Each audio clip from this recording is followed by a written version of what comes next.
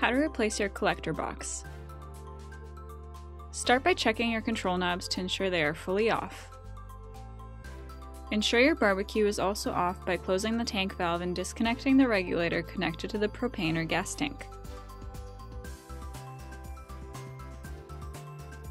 Unscrew the top ignition cap and take out the battery.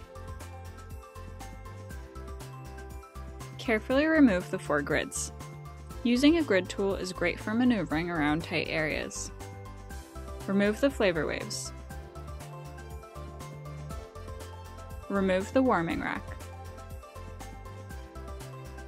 You are now able to remove the top collector. Remove the pins holding the burners in place. Carefully take out the burners. Now you can remove the bottom collector. Insert the new bottom collector. Reinsert the burners. Place on the new top collector, making sure it clips into position. Make sure the burners line up with the orifice. Pin the burners securely in place. Reinsert the warming rack, the battery, the flavor waves, and the grids. For any replacement parts, please call the Broil King customer service team.